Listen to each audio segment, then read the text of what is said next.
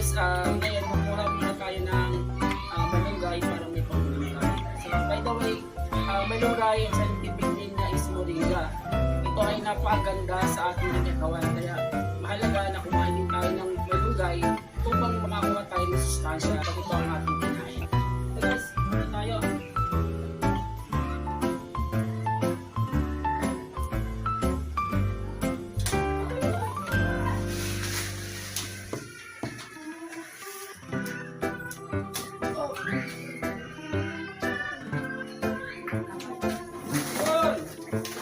Guys, success!